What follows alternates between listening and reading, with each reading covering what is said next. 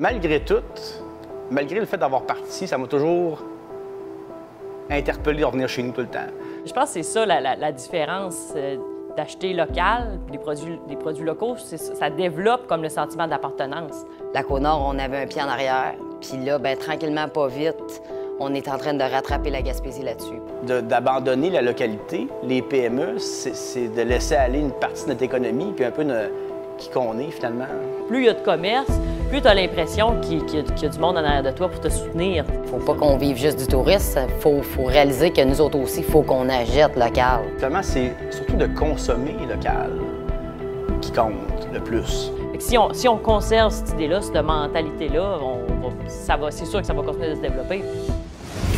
Alors qu'on se remet peu à peu des coups durs de la pandémie, un vent de changement souffle sur le monde et de nouveaux enjeux se dessinent à l'horizon. Une occasion unique pour chaque communauté de redéfinir son image et d'innover.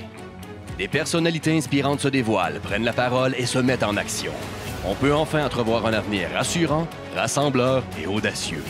C'est le moment de repartir du bon pied et de faire des choix durables. Et pour ça, ça prend une vision locale.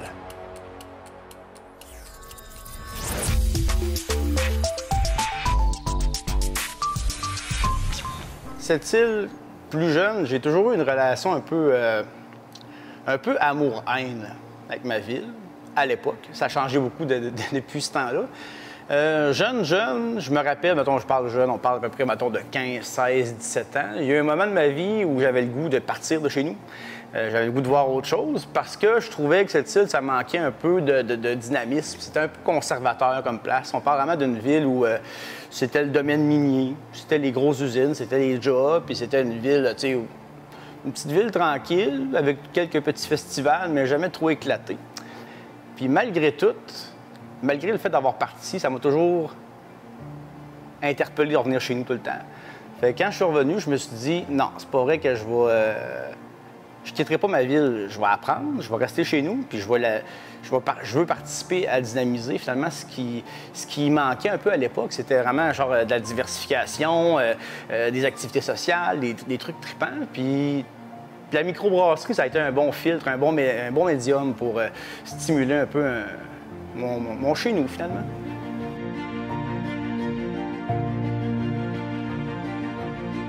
Nous, on a grandi dans une maison sur le bord de la plage. Puis en vieillissant, bien, on a été chanceuses, on a eu accès à des terrains, puis on s'est toutes les deux bâties une maison, une à côté de l'autre, encore sur le bord de la mer. Fait qu'on vit sur le bord de la mer, puis quand on est en congé, la plupart du temps, on va sur l'eau. Je suis partie aux études à un moment donné jusqu'à Montréal, puis j'ai finalement décidé de revenir faire un cours ici parce que j'étais juste pas capable de vivre dans la grande ville. C'était important d'être à cette île, oui. Moi, c'était tellement important que je suis jamais partie. J'ai fait mes études ici. J'ai pas pris de risque. Je savais que j'aimerais pas ça ailleurs. Non, c'est vrai. Puis le cours que j'ai choisi, c'est parce que je savais que je pourrais travailler là-dedans à cette île sans problème. Puis ça m'a permis de travailler aussi là-dedans à cette île pendant 10 ans avant de décider d'être entrepreneur.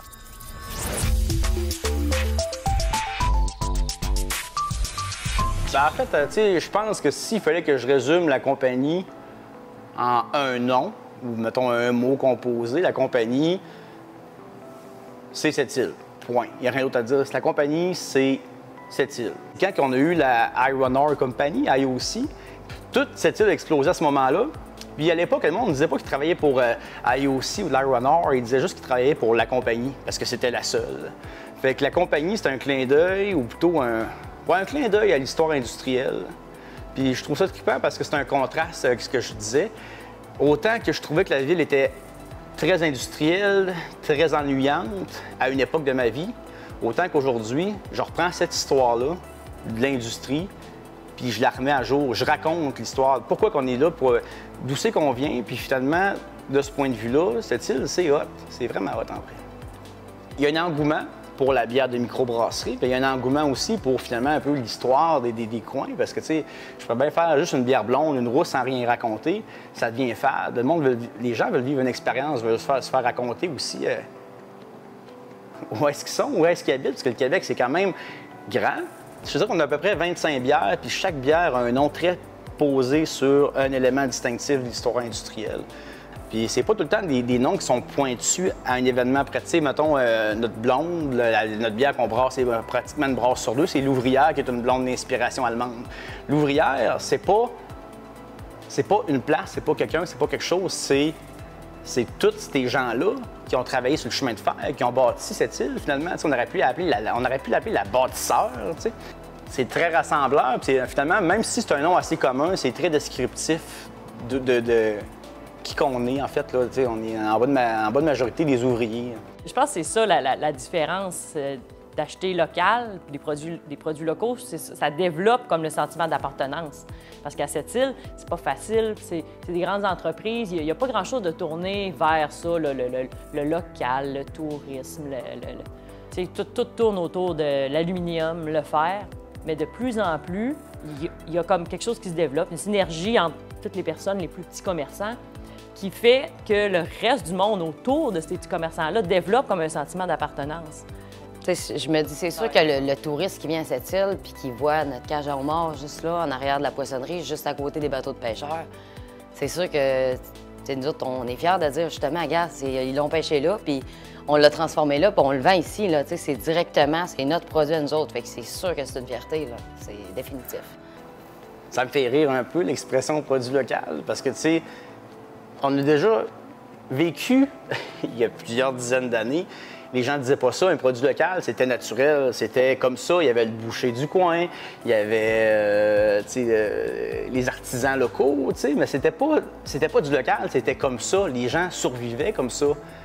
Fait qu'on se passait un métier de père en fils, on devenait boulanger, on tenait un restaurant.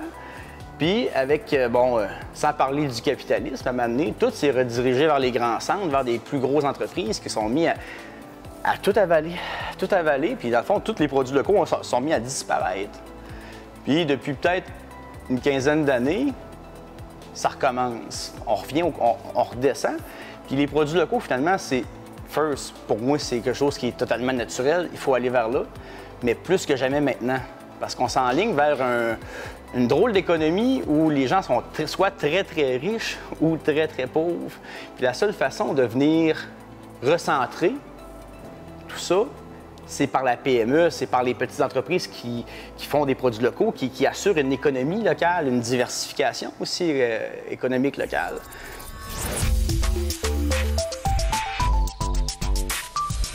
Parce qu'on va se dire, la Côte-Nord, je pense qu'elle a comme une game à jouer, là, parce qu'elle s'est faite un petit peu dépasser par la Gaspésie. Fait que moi, je pense que c'est en gang qu'il faut qu'on pousse puis qu'on développe.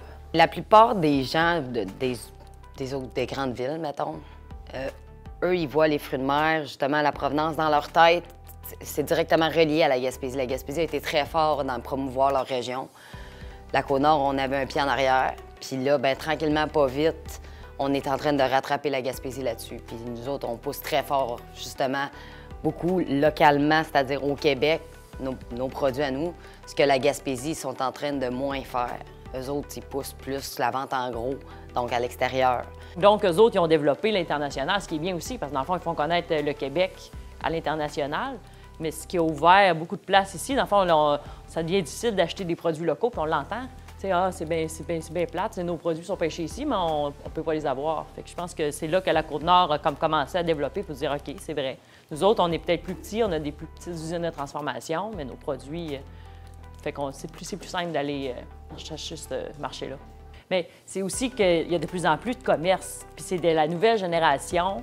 Tu sais, avant, comme la microbrasserie, il n'y en avait pas à cette île. Fait que si tu voulais vendre de la bière locale, il fallait que tu te rendes jusqu'à Bécomo. Parce que c'est là qu'il y en avait. Mais là, maintenant, à cette île, il y en a un. Parce que dans le fond, tu sais, quand on parle de produits locaux, on parle surtout, en fait, il y a des produits, mais il y a aussi les services. Finalement, c'est surtout de consommer local qui compte le plus. Puis pourquoi consommer local? Écoute, je suis en affaires, ça fait 2 ans et demi. OK?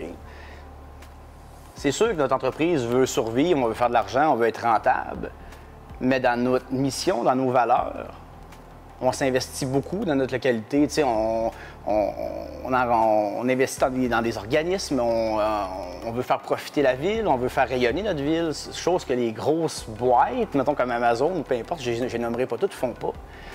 faut que le local vise le local, pas juste le touriste. Il ne faut pas qu'on vive juste du tourisme. Il faut réaliser que nous autres aussi, il faut qu'on achète local. Fait que c'est ça qui va aider beaucoup grandement, en fait, la nouvelle génération à embarquer dans le bateau. Puis là, pour l'instant, on voit cette envie-là de consommer local.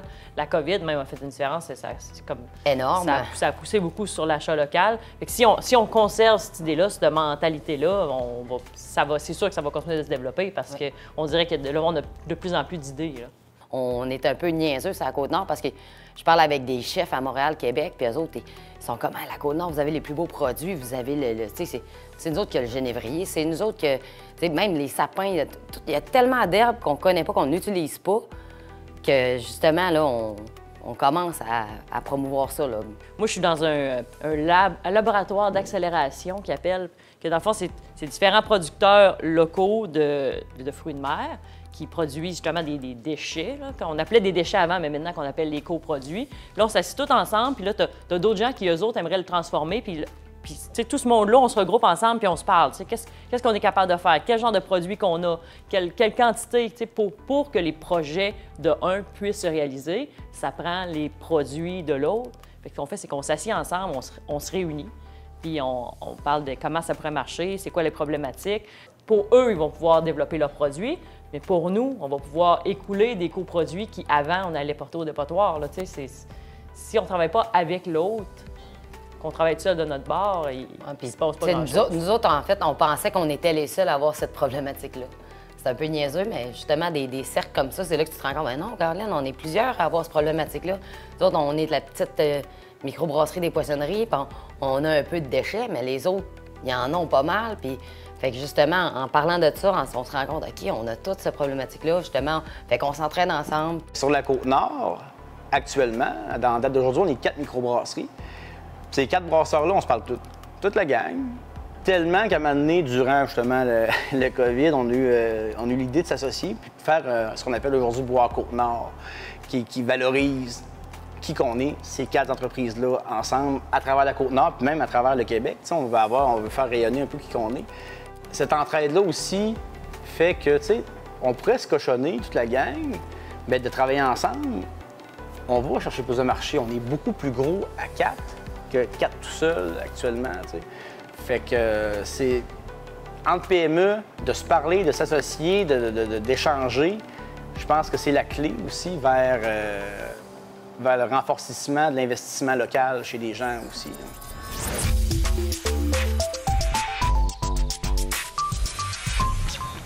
Faut plonger, tu sais, c'est l'élément clé. En fait, ça va être les petites PME, parce que les produits locaux, mais il faut bien les faire, il faut bien que quelqu'un les fasse. Fait que si vous avez des projets d'affaires, les jeunes, allez-y, puis faites-les chez vous, faites-les à cette île, puis faites-les pour le monde d'ici.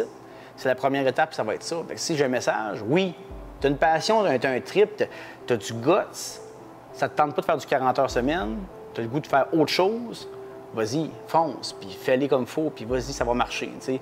Puis au pire, si tu te plantes, enlève-toi. Faut qu'il embarque dans le bateau. C'est ça. Puis... faut pas lâcher. Non, c'est ça. Faut que notre génération, nous autres, s'occupe de nos enfants, nous autres, pour les pousser fort, pour qu'ils gardent le droit chemin, parce que c'est facile à dériver là, avec toute la technologie puis ces affaires-là, les cellulaires puis des bébelles de même. Là. On est vite connectés sur d'autres choses. Tout le monde aussi, il faut qu'il aille dans ces commerces-là. Si ça reste, si l'engouement reste, bien là, la jeunesse qui s'en vient voit ça, dit « Ah, bien, tu sais, c'est trippant, ça marche, tu sais, c'est rentable, il y a de quoi faire avec ça, bien, ils vont être attirés vers ça. » Dans un commerce, même si tu as l'impression que ça prend énormément de temps, tu le vis, tu sais. C'est sûr que c'est demandant, mais tu sais, il y a un moyen de s'organiser, puis le travail, c'est plus un travail, c'est plus un mode de vie.